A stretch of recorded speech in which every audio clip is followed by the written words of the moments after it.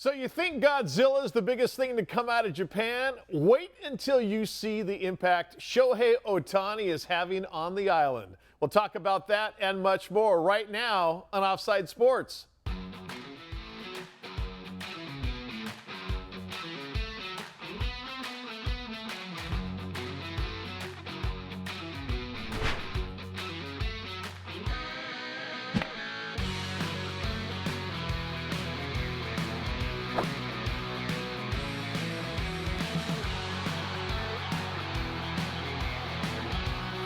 Hi, everybody, and welcome to another episode of Offside Sports. We're live from the Loft 100 studios in Southern California, presented by Turtlebox Audio. Waterproof, durable, and insanely loud. Be unafraid of what others think. Check out their incredible lineup of portable speakers at turtleboxaudio.com. Allison Ratzlaff, Dave Palet, hello. Good morning. I had my Turtlebox speaker booming loud this weekend. Great weather in Southern California. Got sunburned. Kind of fell asleep in our pool, but the Turtle Box was booming. Life is good.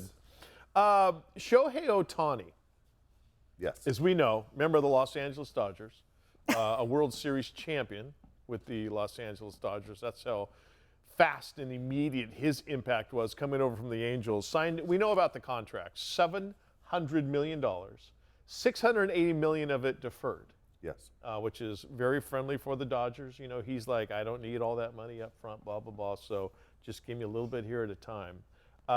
First off, how soon will we get to the point where we'll think, oh, remember when Shohei Ohtani had the biggest contract ever? I mean, are we going to see a $1 billion valuation for a player's contract? You absolutely will. I mean, it's coming. I mean, look at Juan Soto. All of a sudden, he stepped up with the giant deal last year. And Shohei's deal, everyone's like, wow, that was crazy money. Well, right before that, remember Aaron Judge got $400 million. Yep. And there were teams like the Giants and the Padres that were interested in Judge. And $400 million seemed like a lot. That's the biggest bargain going, right? I mean, honest to God, if you look at the other teams, if it was only going to be $400 million for Judge, I would have given him $500 million. Yeah. And right now, baseball has been exceptional as far as ratings and entertainment and ballparks being filled, and even through the insecurity of the financial situation that we're going through right now, people are still spending money on entertainment. And so, yeah, you will see a bigger contract. Honestly, I thought the next billion-dollar player, until he settled for a deal for less to stay with his team, was Jackson Merrill. I thought Jackson Merrill of the Padres was going to be your first billion-dollar guy. It's staggering because, you know, we are all old enough. I'm not going to date us here, but when I still remember somebody getting $1 million, it was like, Yeah. what? And then now it's like, wow, you're in the poorhouse with $1 million. It's almost the minimum now in Major League Baseball. Yeah, in Major League Baseball, obviously NBA, NFL, hockey, and stuff are much different. But the baseball contracts are staggering, and then you get a guy like Shohei Ohtani. As I said, 10 years, $700 million. And his agent, Nezzy Bolello, I went to high school with him. And I'm efforting him to come on the show because it's good to be Nezzy right now. Yes. With, right. with Shohei as your client. But then you look and people are like, wow, you're so altruistic. You're willing to offset that money and defer it and stuff. Shohei is going to make over $100 million this year in endorsements. Well, that's the thing. Their money that they're making isn't just from, and that's the small money, really, are the contracts, even though they're giant. Yeah. Yeah, it's when you add in all their endorsements.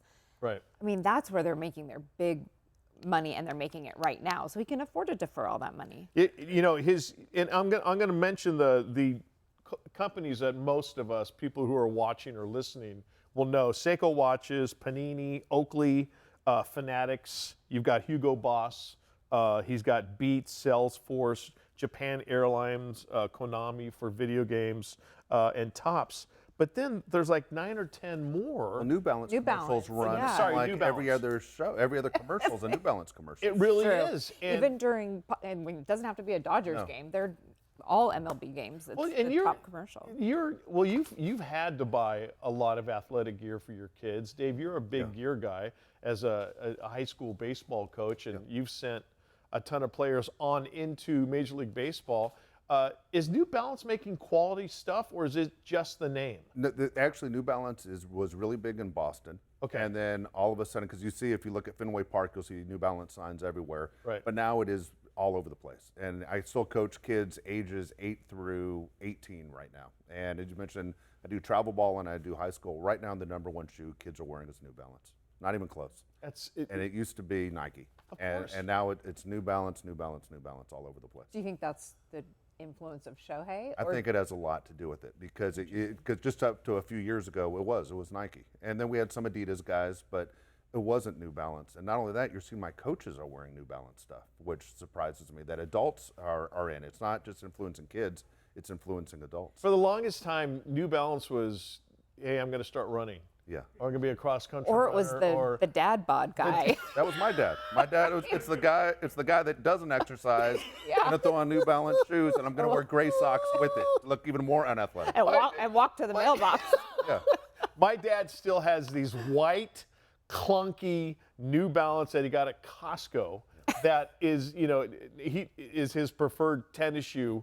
He hardly gets out of the house anymore. My dad's 90 years old, but that was the shoe if you're going to start running. Hey, I'm going to go to get a pair of New Balance. And then they'd explain to you how they're good for your feet, right? Hey, don't worry about it if I'm running or not. They're really good for your feet. Orthopedic shoe. That's right.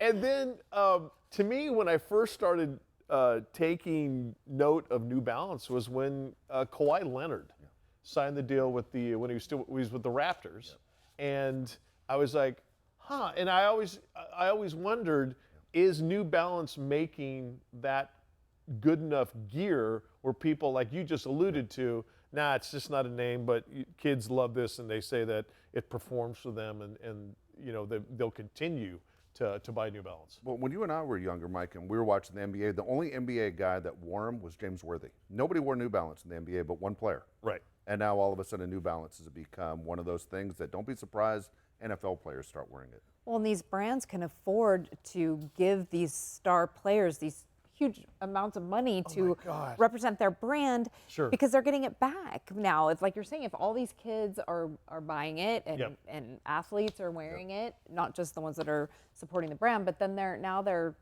bringing in as much as they're paying out and more. And I love the New Balance commercial. What is it? What do you got? We got now. Yeah, that type. And I think they do a great job of marketing. But you're right. When you're watching a baseball game, there's a lot of different sporting events out there. Shohei pops up with the New Balance commercial. His merchandise alone in Japan has sales have risen 2,000%. Not 200%, not 20%, 2,000%. Is he? Are we going to be talking in terms of he is now or is going to be bigger than Tiger Woods or Jordan is with the Jumpman brand? I think 100% you are, because even when you look at what baseball is in the United States and how popular it is, as we just said, the ratings for the World Series last year were higher in Japan than they were in the United States, and they were playing in the middle of the night. And you're going, wait a second, this is supposed to be America's game. How is that possible? He's a worldwide star, and he's one of those guys that reputation-wise, companies want to put their name with his brand. And then to take a meeting with Shohei, I hear it starts at $7 million. So again, if you're friends with his agent, hey, that's a friendship you kept close. That is, it's amazing. And the thing is, he's one of those probably set it and forget it's as far as an endorser for your company. I don't think you're going to have any sort of situation where you're ever going to regret having Shohei Ohtani as your spokesperson. And if Allison, if you're the Nikes of the world, you're the Under Armours of the world, you're the Adidas or the Puma. LA Gear is like, we missed it. We missed it. Are you like, oh man, we've got to go out and now find our giant megastar to top Shohei Ohtani? I don't think he's out there or she's out there right now. I mean, I think they all have their athletes that represent their brands, but finding somebody as, worldwide appeal that Shohei has right now, that's going to be tough. It is an incredible, I guess, the science to it. What because we know Jordan used to say, "Hey, I want this shoe designed this way," and then there was always the drop. You and I were huge fans. Still, I think one of the greatest shows, one of the greatest shoes, the Jordan 11. Exactly right. I still think they are so friggin' good looking. Yeah. Whether you're wearing them casually or you go to a wedding, getting married. Get married to your Jordans. And you guys having 3 boys, the shoe game. Yep. Oh, I know. Every new shoe game. It was. All right, tempers flaring during a sports contest. It happens all the time. But when is enough enough? We're going to tell you why there may be a tipping point coming soon as Offside Sports rolls on right after this.